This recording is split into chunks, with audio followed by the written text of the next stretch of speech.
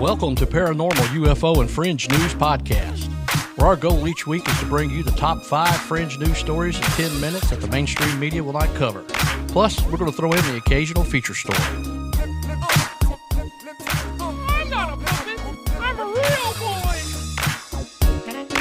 I know there's no such a person as Dracula. You know there's no such a person as Dracula. But does Dracula know it?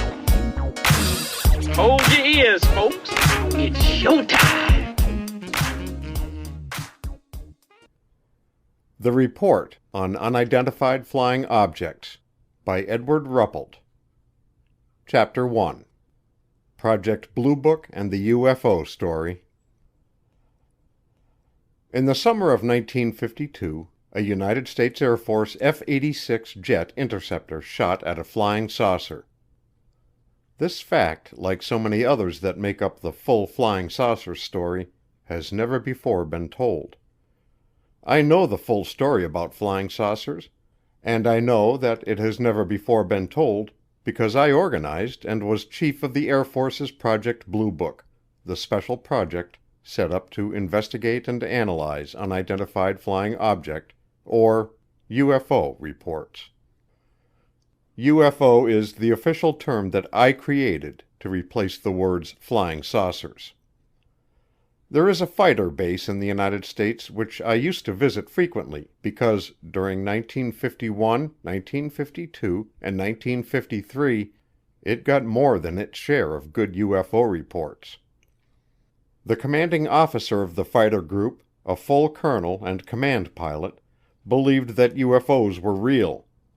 The colonel believed in UFOs because he had a lot of faith in his pilots, and they had chased UFOs in their F-86s. He had seen UFOs on the scopes of his radar sets, and he knew radar. The colonel's intelligence officer, a captain, didn't exactly believe that UFOs were real, but he did think that they warranted careful investigation. The logic the intelligence officer used in investigating UFO reports, and in getting answers to many of them, made me wish many times that he worked for me on Project Bluebook. One day the intelligence officer called me at my base in Dayton, Ohio. He wanted to know if I was planning to make a trip his way soon. When I told him I expected to be in his area in about a week, he asked me to be sure to look him up. There was no special hurry, he added, but he had something very interesting to show me. When we got wind of a good story, Project Bluebook liked to start working on it at once, so I asked the intelligence officer to tell me what he had. But nothing doing. He didn't want to discuss it over the phone. He even vetoed the idea of putting it into a secret wire. Such extreme caution really stopped me, because anything can be coded and put in a wire. When I left Dayton about a week later, I decided to go straight to the fighter base, planning to arrive there in the mid-morning. But while I was changing airlines, my reservations got fouled up, and I was faced with waiting until evening to get to the base. I called the intelligence officer and told him about the mix-up. He told me to hang on right there and he would fly over and pick me up in a T-33 jet. As soon as we were in the air on the return trip, I called the intelligence officer on the interphone and asked him what was going on. What did he have? Why all the mystery? He tried to tell me, but the interphone wasn't working too well and I couldn't understand what he was saying. Finally, he told me to wait until we returned to his office and I could read the report myself. Report? If he had a UFO report, why hadn't he sent it into Project Bluebook as he usually did? We landed at the fighter base, checked in our parachutes, Mae Wests, and helmets, and drove over to his office. There were several other people in the office, and they greeted me with the usual question, "What's new on the flying saucer front?" I talked with them for a while, but was getting impatient to find out what was on the intelligence officer's mind. I was just about to ask him about the mysterious report when he took me to one side and quietly asked me not to mention it until everybody had gone. Once we were alone, the intelligence officer shut the door, went over to his safe, and dug out a big, thick report. It was the standard Air Force reporting form that is used for all intelligence reports, including UFO reports. The intelligence officer told me that this was the only existing copy. He said that he had been told to destroy all copies, but had saved one for me to read. With great curiosity, I took the report and started to read. What had happened at this fighter base?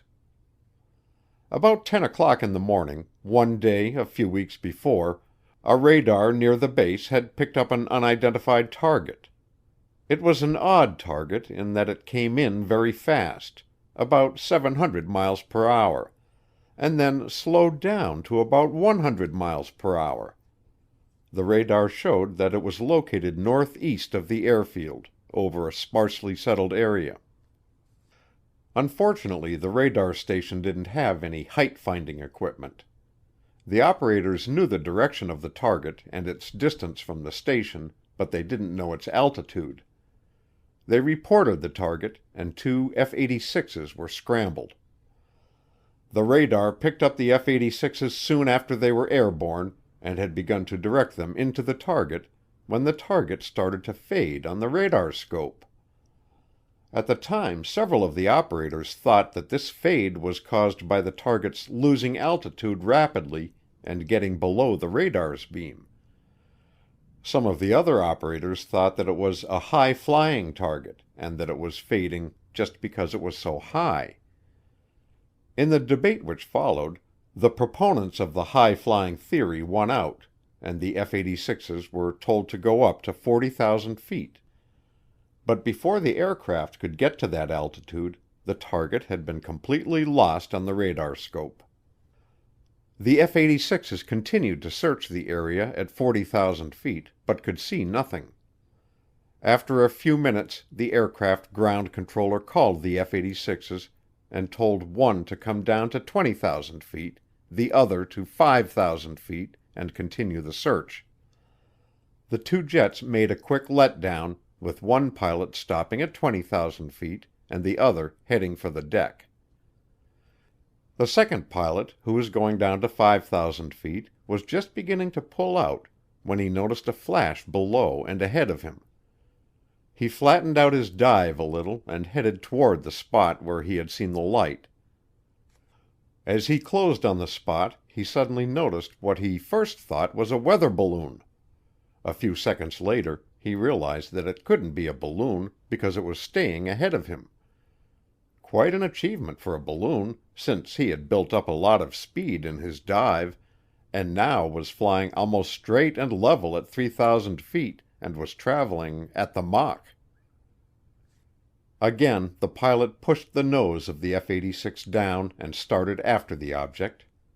He closed fairly fast until he came to within an estimated 1,000 yards. Now he could get a good look at the object. Although it had looked like a balloon from above, a closer view showed that it was definitely round and flat, saucer-shaped. The pilot described it as being like a donut without a hole. As his rate of closure began to drop off, the pilot knew that the object was picking up speed, but he pulled in behind it and started to follow. Now he was right on the deck. About this time, the pilot began to get a little worried. What should he do? He tried to call his buddy, who was flying above him somewhere in the area at 20,000 feet. He called 2 or 3 times, but could get no answer. Next, he tried to call the ground controller, but he was too low for his radio to carry that far. Once more, he tried his buddy at 20,000 feet, but again, no luck. By now he had been following the object for about 2 minutes, and during this time had closed the gap between them to approximately 500 yards. But this was only momentary. Suddenly the object began to pull away, slowly at first, then faster. The pilot, realizing that he couldn't catch it, wondered what to do next. When the object traveled out about 1,000 yards, the pilot suddenly made up his mind. He did the only thing that he could do to stop the UFO. It was like a David about to do battle with a Goliath, but he had to take a chance. Quickly charging his guns, he started shooting. A moment later, the object pulled up into a climb, and in a few seconds it was gone.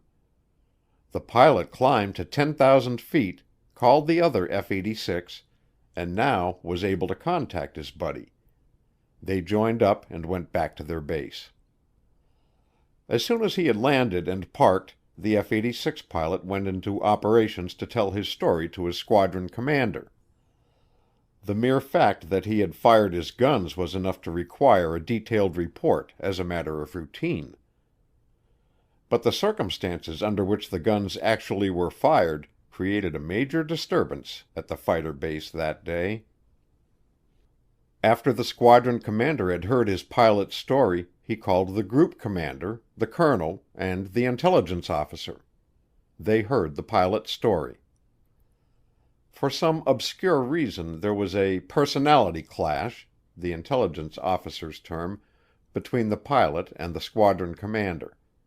This was obvious, according to the report I was reading, because the squadron commander immediately began to tear the story apart and accuse the pilot of cracking up, or of just shooting his guns for the hell of it and using the wild story as a cover-up. Other pilots in the squadron, friends of the accused pilot, including the intelligence officer and a flight surgeon, were called in to testify. All of these men were aware of the fact that in certain instances a pilot can flip for no good reason, but none of them said that he had noticed any symptoms of mental crack-up in the unhappy pilot. None except the squadron commander. He kept pounding home his idea that the pilot was psycho, and used a few examples of what the report called minor incidents to justify his stand. Finally, the pilot who had been flying with the accused man was called in. He said that he had been monitoring the tactical radio channel, but that he hadn't heard any calls from his buddy's low-flying F-86. The squadron commander triumphantly jumped on this point, but the accused pilot tended to refute it by admitting he was so jumpy that he might not have been on the right channel. But when he was asked if he had checked or changed channels after he had lost the object and before he had finally contacted the other F-86, he couldn't remember. So ended the pilot's story and his interrogation. The intelligence officer wrote up his report of a UFO sighting, but at the last minute, just before sending it, he was told to hold it back.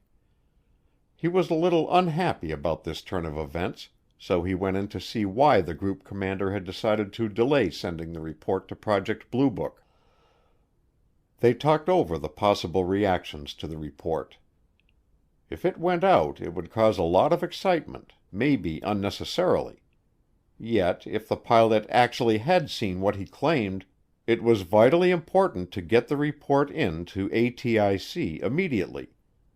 The group commander said that he would make his decision after a talk with his executive officer.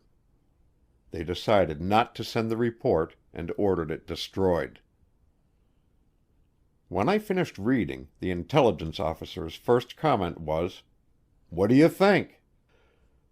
Since the evaluation of the report seemed to hinge upon conflicts between personalities I didn't know, I could venture no opinion, except that the incident made up the most fascinating UFO report I'd ever seen. So I batted the intelligence officer's question back to him. "I know the people involved," he replied, "and I don't think the pilot was nuts. I can't give you the report because Colonel X told me to destroy it, but I did think you should know about it." Later, he burned the report. The problems involved in this report are typical. There are certain definite facts that can be gleaned from it. The pilot did see something, and he did shoot at something, but no matter how thoroughly you investigate the incident, that something can never be positively identified. It might have been a hallucination, or it might have been some vehicle from outer space. No one will ever know. It was a UFO. The UFO story started soon after June 24, 1947, when newspapers all over the United States carried the first flying saucer report. The story told how 9 very bright, disc-shaped objects were seen by Kenneth Arnold, a Boise, Idaho businessman, while he was flying his private plane near Mount Rainier in the state of Washington. With journalistic license, reporters converted Arnold's description of the individual motion of each of the objects, like a saucer skipping across water, into flying saucer, a name for the objects themselves. In the 8 years that have passed since Arnold's memorable sighting, the term has become so common that it is now in Webster's dictionary and is known today in most languages in the world. For a while after the Arnold sighting, the term flying saucer was used to describe all disc-shaped objects that were seen flashing through the sky at fantastic speeds. Before long, reports were made of objects other than discs, and these were also called flying saucers. Today, the words are popularly applied to anything seen in the sky that cannot be identified as a common everyday object. Thus, a flying saucer can be a formation of lights, a single light, a sphere, or any other shape, and it can be any color. Performance-wise, flying saucers can hover, go fast or slow, go high or low, turn 90-degree corners, or disappear almost instantaneously.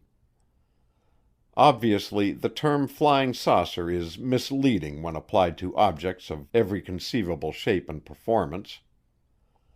For this reason, the military prefers the more general, if less colorful name, unidentified flying objects. UFO, pronounced UFO for short. Officially, the military uses the term flying saucer on only 2 occasions. First, in an explanatory sense, as when briefing people who are unacquainted with the term UFO. UFO, you know, flying saucers. And second, in a derogatory sense, for purposes of ridicule, as when it is observed, "He says he saw a flying saucer." This second form of usage is the exclusive property of those persons who positively know that all UFOs are nonsense. Fortunately, for the sake of good manners, if for no other reason, the ranks of this knowing category are constantly dwindling. One by one, these people drop out, starting with the instant they see their first UFO. Some weeks after the first UFO was seen on June 24, 1947, the Air Force established a project to investigate and analyze all UFO reports. The attitude toward this task varied from a state of near panic, early in the life of the project, to that of complete contempt for anyone who even mentioned the words flying saucer. This contemptuous attitude toward flying saucer nuts prevailed from mid-1949 to mid-1950. During that interval, many of the people who were, or had been, associated with the project believed that the public was suffering from war nerves. Early in 1950, the project, for all practical purposes, was closed out. At least, it rated only minimum effort. Those in power now reasoned that if you didn't mention the words flying saucers, the people would forget them and the saucers would go away. But this reasoning was false, for instead of vanishing, the UFO reports got better and better. Airline pilots, military pilots, generals, scientists, and dozens of other people were reporting UFOs, and in greater detail than in reports of the past. Radars, which were being built for air defense, began to pick up some very unusual targets, thus lending technical corroboration to the unsubstantiated claims of human observers. As a result of the continuing accumulation of more impressive UFO reports, official interest stirred. Early in 1951, verbal orders came down from Major General Charles P. Cabell, then Director of Intelligence for Headquarters, U.S. Air Force, to make a study reviewing the UFO situation for Air Force Headquarters. I had been back in the Air Force about 6 months when this happened. During the Second World War, I had been a B-29 bombardier and radar operator. I went to India, China, and later to the Pacific, with the original B-29 wing. I flew 2 DCFs and some air medals worth of missions, got out of the Air Force after the war, and went back to college.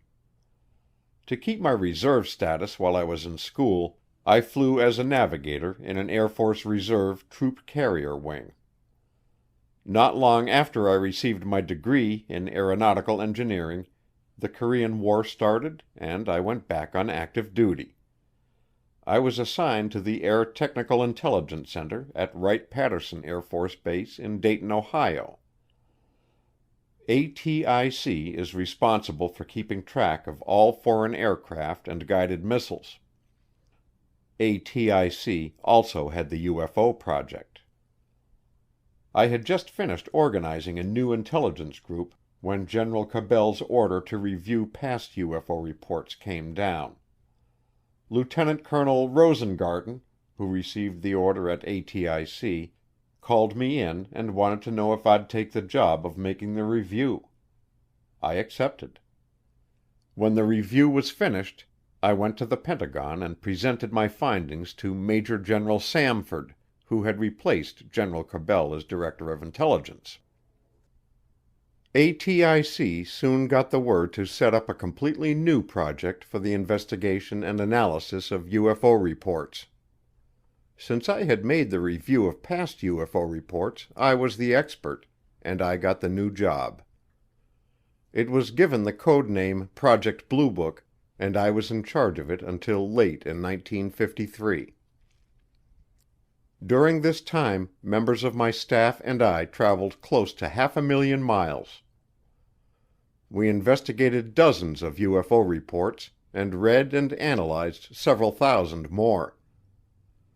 These included every report ever received by the Air Force.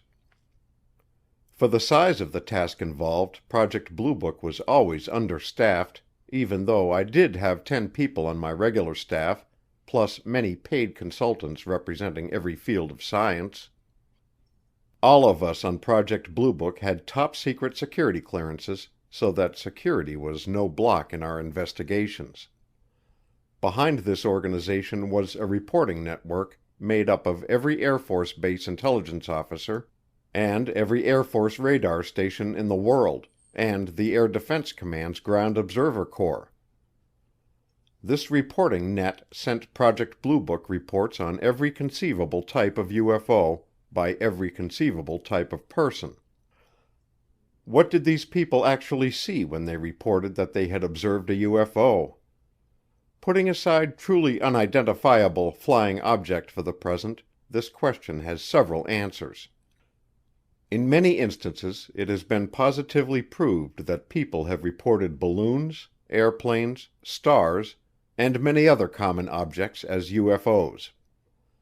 The people who make such reports don't recognize these common objects because something in their surroundings temporarily assumes an unfamiliar appearance. Unusual lighting conditions are a common cause of such illusions. A balloon will glow like a ball of fire just at sunset, or an airplane that is not visible to the naked eye suddenly starts to reflect the sun's rays and appears to be a silver ball.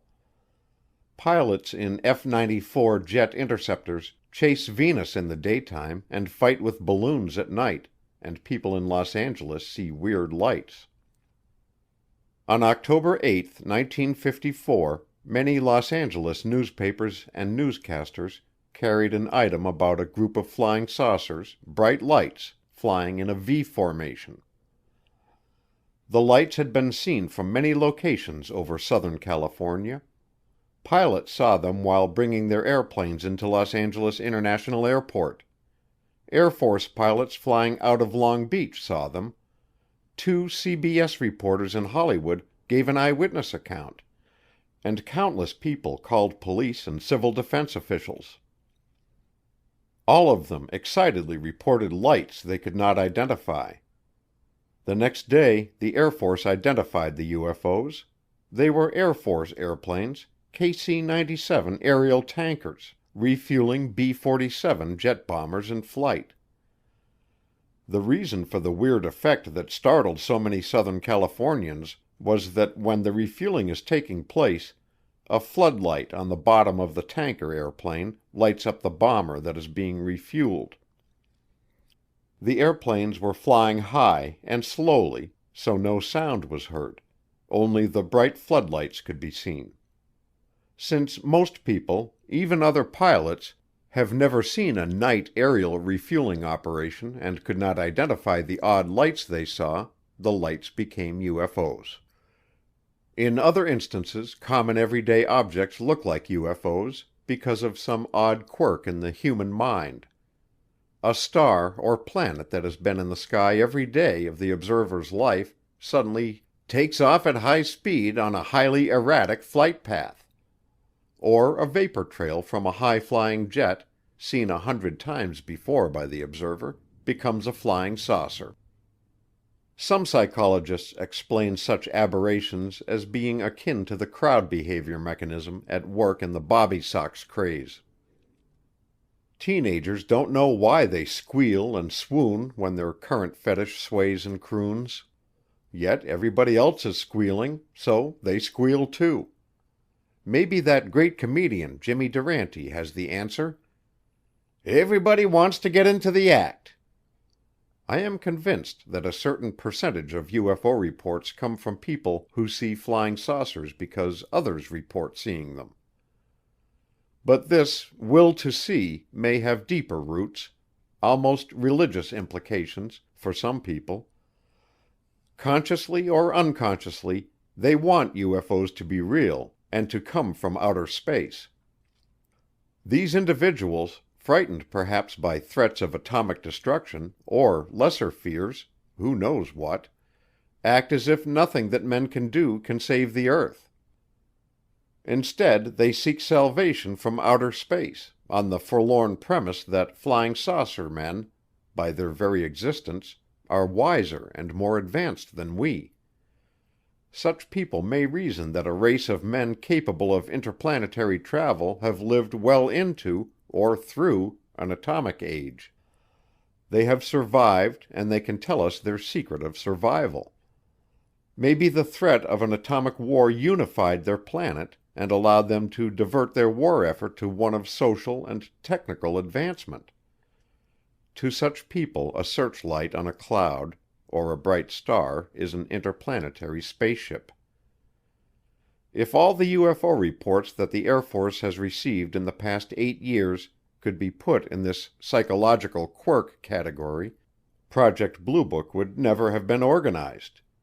It is another class of reports that causes the Air Force to remain interested in UFOs. This class of reports are called unknowns. In determining the identity of a UFO, the project based its method of operation on a well-known psychological premise. This premise is that to get a reaction from one of the senses, there must be a stimulus. If you think you see a UFO, you must have seen something. Pure hallucinations are extremely rare. For anything flying in the air, the stimulus could be anything that is normally seen in the air.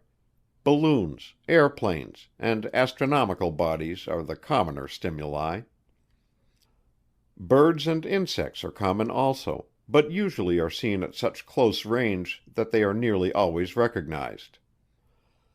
Infrequently observed things, such as sundogs, mirages, huge fireballs, and a host of other unusual flying objects, are also known stimuli. On Project Bluebook, our problem was to identify these stimuli. We had methods for checking the location at any time of every balloon launched anywhere in the United States. To a certain degree, the same was true for airplanes. The UFO observer's estimate of where the object was located in the sky helped us to identify astronomical bodies. Huge files of UFO characteristics, along with up-to-the-minute weather data and advice from specialists, permitted us to identify such things as sundogs, paper caught in updrafts, huge meteors, etc. This determination of the stimuli that triggered UFO sightings, while not an insurmountable task, was a long, tedious process. The identification of known objects was routine and caused no excitement. The excitement and serious interest occurred when we received UFO reports in which the observer was reliable and the stimuli could not be identified. These were the reports that challenged the project and caused me to spend hours briefing top U.S. officials. These were the reports that we called unknowns. Of the several thousand UFO reports that the Air Force has received since 1947, some 15 to 20% fall into this category called unknown. This means that the observer was not affected by any determinable psychological quirks, and that after exhaustive investigation, the object that was reported could not be identified. To be classed as an unknown, a UFO report also had to be good, meaning that it had to come from a competent observer and had to contain a reasonable amount of data. Reports are often seen in the newspapers that say, Mrs. Henry Jones, of 5464 South Elm, said that 10 o'clock a.m. she was shaking her dust mop out of her bedroom window when she saw a flying saucer. Or, Henry Armstrong was driving between Grundy Center and Rhinebeck last night when he saw a light. Henry thinks it was a flying saucer. This is not a good UFO report. This type of UFO report, if it was received by Project Bluebook, was stamped insufficient data for evaluation and dropped into the dead file, where it became a mere statistic. Next to the insufficient data file was a file marked CP. This meant crackpot. Into this file went all reports from people who had talked with flying saucer crews, who had inspected flying saucers that had landed in the United States, who had ridden in flying saucers, or who were members of flying saucer crews. By Project Bluebook standards, these were not good UFO reports either. But here is a good UFO report with an unknown conclusion. On July 24, 1952, two Air Force colonels, flying a B-25, took off from Hamilton Air Force Base near San Francisco for Colorado Springs, Colorado. The day was clear, not a cloud in the sky. The colonels had crossed the Sierra Nevada between Sacramento and Reno and were flying east at 11,000 feet on Green 3, the aerial highway to Salt Lake City. At 3:40 p.m., they were over the Carson Sink area of Nevada when one of the colonels noticed three objects ahead of them and a little to their right. The objects looked like three F-86s flying a tight V formation. If they were F-86s, they should have been lower, according to civil air regulations, but on a clear day, some pilots don't watch their altitude too closely. In a matter of seconds, the three aircraft were close enough to the B-25 to be clearly seen. They were not F-86s. They were three bright silver delta wing craft with no tails and no pilot's canopies. The only thing that broke the sharply defined, clean upper surface of the triangular wing was a definite ridge that ran from the nose to the tail. In another second, the three deltas made a slight left bank and shot by the B-25 at terrific speed.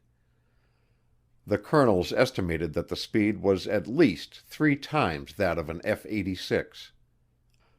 They got a good look at the three deltas as the unusual craft passed within 400 to 800 yards of the B-25.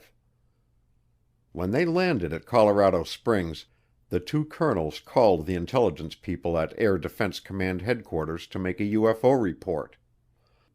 The suggestion was offered that they might have seen 3 F-86s.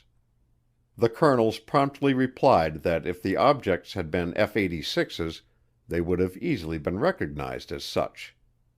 The colonels knew what F-86s looked like. Air Defense Command relayed the report to Project Bluebook. An investigation was started at once.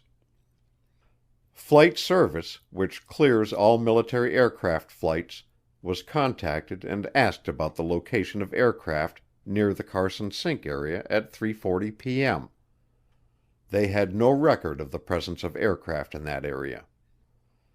Since the colonels had mentioned Delta Wing aircraft, and both the Air Force and the Navy had a few of this type, we double-checked. The Navy's Deltas were all on the East Coast, at least all of the silver ones were. A few Deltas painted the traditional Navy blue were on the West Coast, but not near Carson Sink. The Air Force's one Delta was temporarily grounded. Since balloons once in a while can appear to have an odd shape, all balloon flights were checked for both standard weather balloons and the big 100-foot diameter research balloons. Nothing was found. A quick check on the two colonels revealed that both of them were command pilots and that each had several thousand hours of flying time. They were stationed at the Pentagon. Their highly classified assignments were such that they would be in a position to recognize anything that the United States knows to be flying anywhere in the world.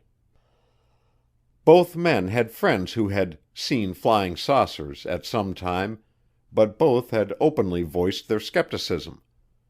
Now, from what the colonels said when they were interviewed after landing at Colorado Springs, they had changed their opinions. Nobody knows what the two colonels saw over Carson Sink. However, it is always possible to speculate. Maybe they just thought they were close enough to the 3 objects to see them plainly. The objects might have been 3 F-86s. Maybe Flight Service lost the records. It could be that the 3 F-86s had taken off to fly in the local area of their base, but had decided to do some illegal sightseeing. Flight Service would have no record of a flight like this. Maybe both of the colonels had hallucinations.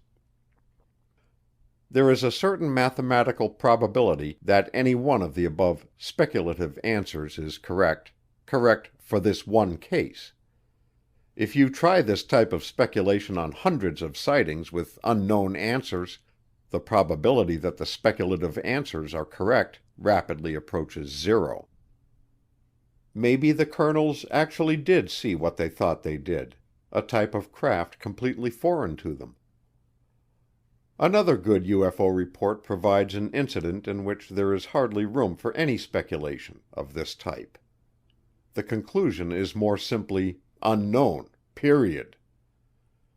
On January 20th, 1952, at 7:20 in the evening, 2 master sergeants, both intelligence specialists, were walking down a street on the Fairchild Air Force Base close to Spokane, Washington.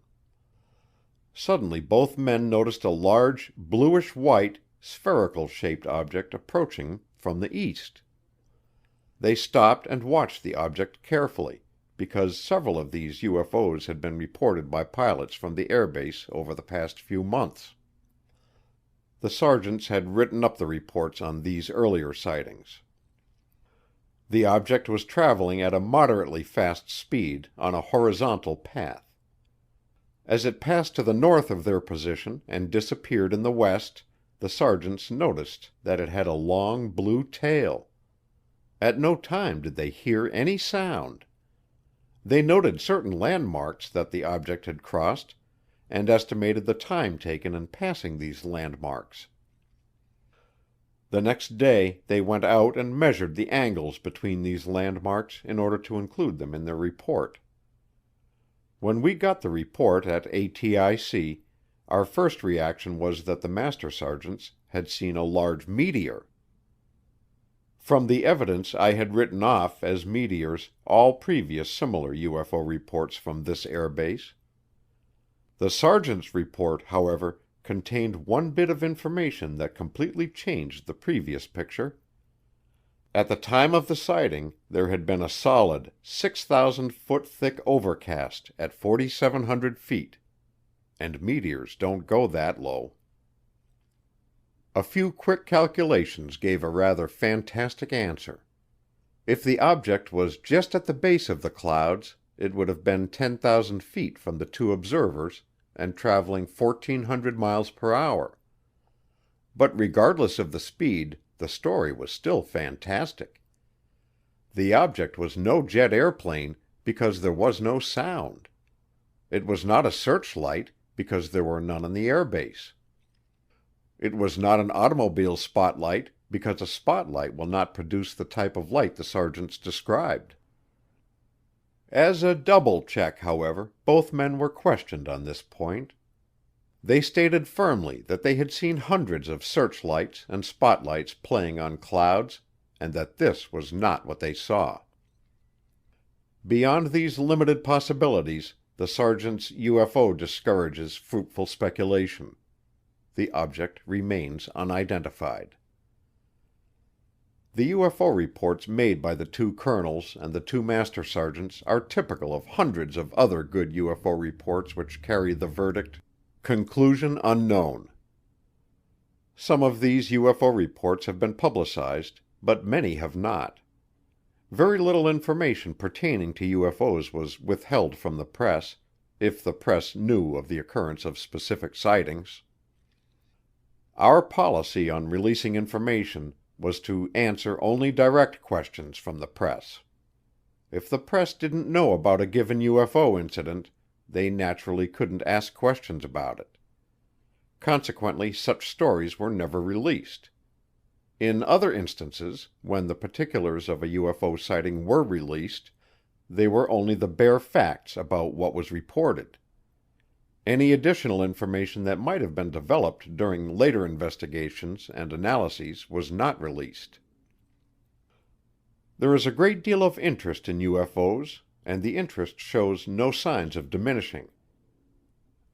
Since the first flying saucer skipped across the sky in the summer of 1947, thousands of words on this subject have appeared in every newspaper and most magazines in the United States.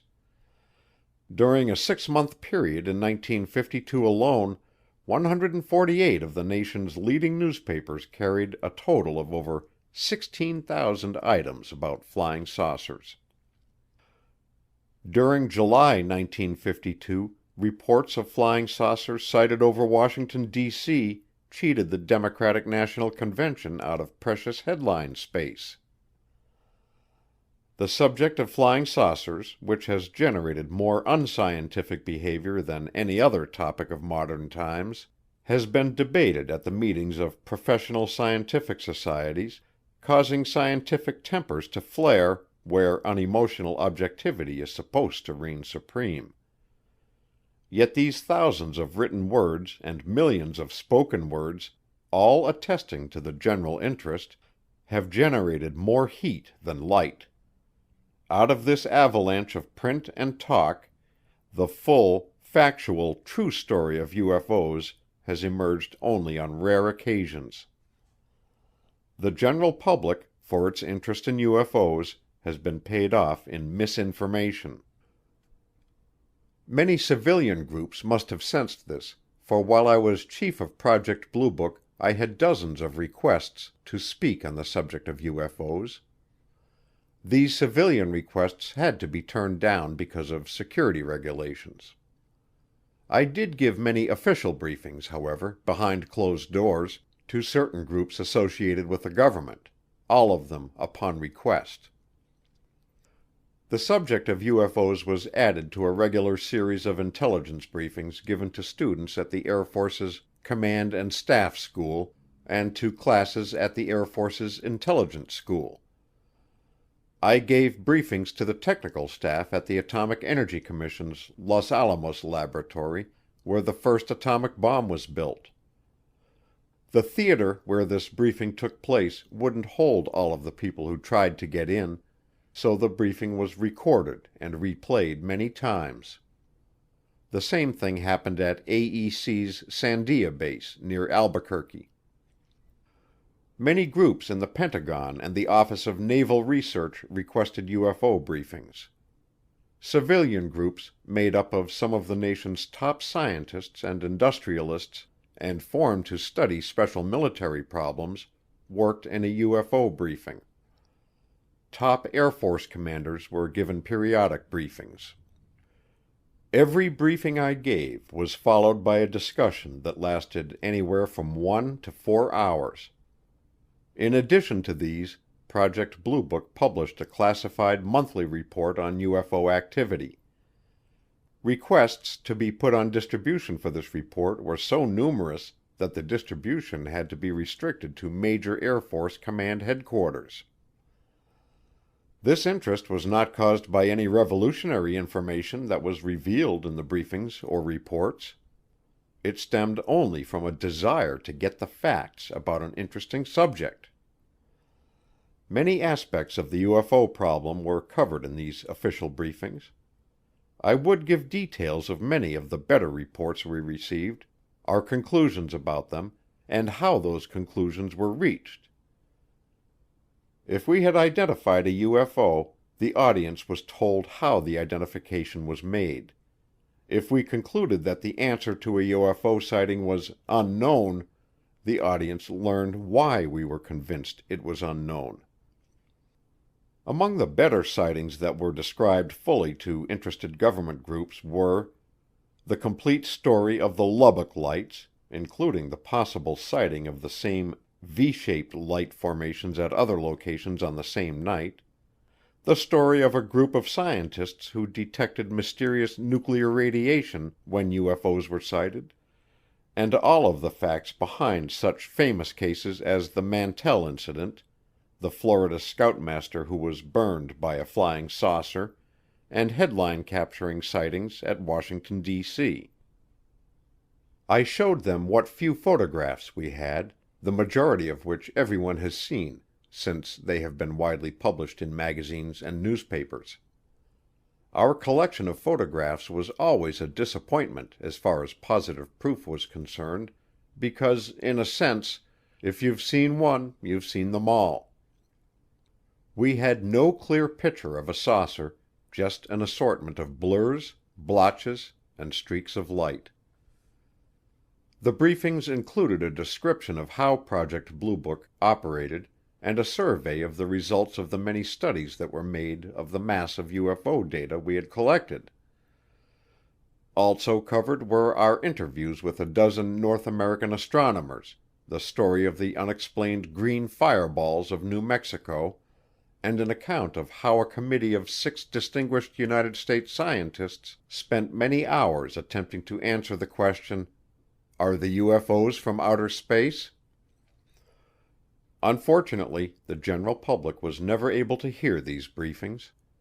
For a long time, contrary to present thinking in military circles, I have believed that the public also is entitled to know the details of what was covered in these briefings, less, of course, the few items pertaining to radar that were classified secret and the names of certain people. But withholding these will not alter the facts in any way.